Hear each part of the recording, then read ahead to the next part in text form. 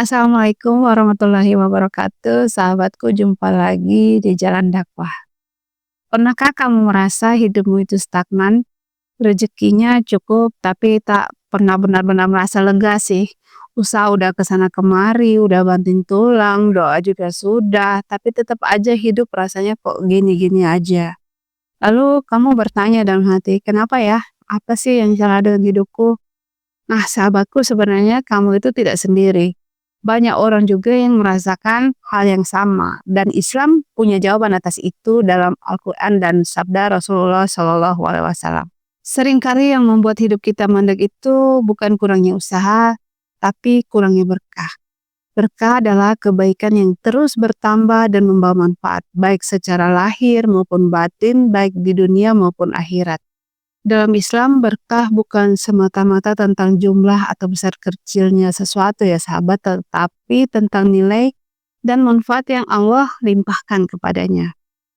Contohnya, sedikit harta yang cukup dan menenangkan sebenarnya lebih berkah daripada banyak harta tapi membuat kita stres dan jauh dari Allah. Jadi berkah itu sahabat bukan soal banyak atau sedikitnya, tapi soal keberkahan adalah terkait dengan kebaikan yang meluas dan bertahan lama. Al-Imam Ahmad itu pernah berkata, rezeki yang tak berkah hanya memperberat hisab, tapi tidak menambah kebahagiaan. Dan tahukah kamu, ada beberapa penghalang berkah yang sering hadir dalam hidup kita, tapi tidak kita sadari. Apakah itu? Nah, yang pertama, lalai dari sholat. Allah berfirman dalam surat Toha ayat 132, yang artinya gini, perintahkanlah keluargamu melaksanakan sholat dan bersabarlah dengan sungguh-sungguh dalam mengerjakannya. Kami tidak meminta rezeki kepadamu, kamilah yang memberi rezeki kepadamu. Kesudahan yang baik di dunia dan akhirat adalah bagi orang yang bertakwa. Nah, ini ada yang menarik loh sahabat dari ayat ini. Coba kamu simak baik-baik. Perintahkanlah keluargamu, artinya bukan cuma kamu sendiri doang. Coba deh kamu ngajak keluarga juga ikut mendirikan sholat. Lalu kalian lihat perubahan apa yang bakal terjadi dalam hidup kalian. Ini Allah lah yang menjanjikan dalam Al-Quran. Makna yang berikut, kamilah yang memberi rezeki kepadamu. Nah, ini juga adalah kalimat kunci. Ketika kamu sholat, gak hanya kamu sendiri tapi ngajak keluargamu, disitulah kunci pintu rezeki akan terbuka. Coba deh mulai hari ini kamu praktekkan. Mulai hari ini coba kamu sholat gak sendirian, ajak mama, papa, atau ajak suami atau istri.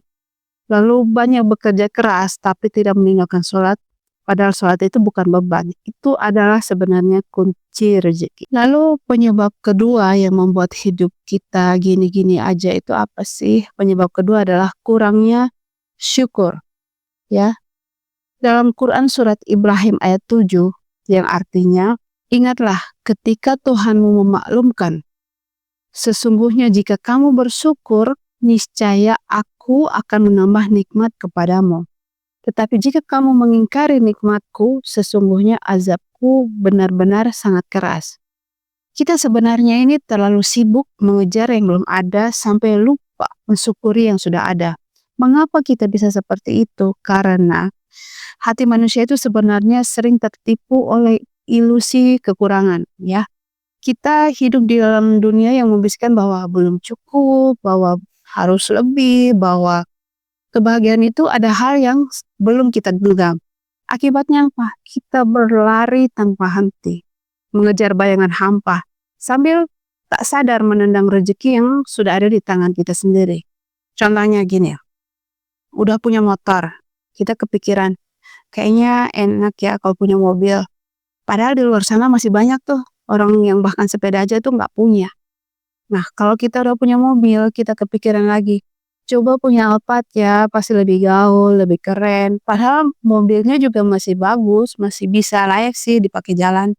Nah, padahal syukur adalah pintu berkah. Ya, apa yang kita miliki hari ini meskipun kecil ya, bisa jadi itulah doa yang dulu pernah kita panjatkan dengan tangis. Tapi karena kita terlalu fokus pada yang belum ada, kita kehilangan nikmat dari yang seharusnya bisa kita nikmati sekarang. Gimana? Kesibukan mengejar yang belum datang membuat kita lupa bahwa yang sudah ada itu bisa hilang jika tidak dijaga dengan syukur, padahal syukur itu membuka pintu-pintu langit. Coba ya kalian resapi kata-kataku ini. Baik. Yang ketiga, penyebab hidupmu gini-gini aja adalah dosa yang tak disadari. Rasulullah Shallallahu Alaihi Wasallam bersabda dalam hadisnya, sesungguhnya seseorang diharamkan rezekinya karena dosa yang diperbuat. Ini hadis riwayat Ahmad. Dosa kecil yang kita anggap sepele seperti ghibah, menunda kewajiban, zalim pada orang tua, itu juga bisa menjadi penghalang turunnya pertolongan Allah. Nah, yang keempat, tidak menyambung silaturahmi. Dalam hadis saya juga disebutkan, barang siapa yang ingin dilapangkan rezeki dan dipanjangkan umurnya, hendaklah ia menyambung tali silaturahmi. Ini hadis riwayat Bukhari dan Muslim. Kadang bukan kita mencari tambahan kerjaan ya. Sebenarnya kita cukup memperbaiki hubungan mungkin dengan sahabat-sahabat kita yang sebelumnya kita bermusuhan atau kita marah-marahan dengan saudara juga demikian. Coba kita memperbaiki hubungan kita. Kita memperbaiki tali silaturahmi antara kita. Mungkin dengan demikian pintu-pintu berkah, pintu-pintu rezeki itu akan mulai terbuka untuk kita. Dan yang kelima nih, terlalu bergantung pada makhluk. Nah, ini saat kita berharap pada manusia, hati kita itu menjadi gelisah. Ya, hati kita itu menjadi gelisah karena kita menggantungkan harapan kita, hasrat kita, keinginan kita itu kepada manusia. Jadi hati kita itu gelisah. Kita selalu mempertanyakan gimana ya, apakah dia bisa nolong aku, apakah dia bisa bantu aku, apakah dia bisa ngasih kerjaan ke aku. Nah, ini membuat hati kita menjadi gelisah. Tetapi jika kita bergantung kepada Allah, kita pasrahkan sepenuhnya kepada Allah, hati tenang walau jalannya belum kelihatan. Rasulullah bersabda, andai kalian bertawakal kepada Allah dengan sebenar-benarnya tawakal, niscaya kalian akan diberi rezeki sebagaimana burung diberi rezeki. Dia pergi pagi hari dalam keadaan lapar dan pulang sore hari dalam keadaan kenyang. Nah, itu hadis riwayat Tirmizi. Jadi sahabatku, ini tadi ada 5 hal ya yang menyebabkan hidupmu kok kayaknya gini-gini aja. Ini garis besarnya. Yang pertama, lalai dari sholat. Yang kedua, kurangnya rasa syukur. Yang ketiga, dosa yang tak disadari. Keempat, tidak menyambung silaturahmi. Dan kelima, terlalu bergantung pada makhluk. Coba pelan-pelan kamu perbaiki ini. Sholatnya nggak sendiri tapi ngajak saudara, ngajak keluarga dalam rumah, kemudian lebih memperbanyak istighfar, lebih berbanyak bersyukur, alhamdulillah, menyambung tali silaturahmi dengan mungkin yang pernah kita bermusuh-musuhan gitu. Lalu kemudian kelima, tidak bergantung pada makhluk. Jadi saudara sahabatku, jika kamu ingin hidupmu tidak lagi gini-gini aja, mulailah ya dari memperbaiki hubunganmu dengan Allah. Tegakkan sholat, perbanyak istighfar, sedekah walau sedikit, dan perkuat tawakalmu. Kadang hidup kita tidak naik bukan karena Allah tidak sayang, tapi karena Allah ingin kita itu kembali kepadanya dulu, sebelum dia bukakan pintu yang kamu inginkan.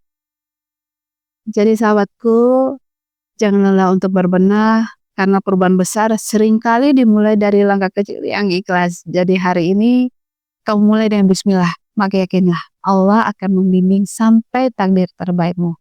Karena hidup ini bukan tentang cepat atau lambat, tapi tentang siapa yang tetap taat sampai akhir hayat. Wassalamualaikum warahmatullahi wabarakatuh.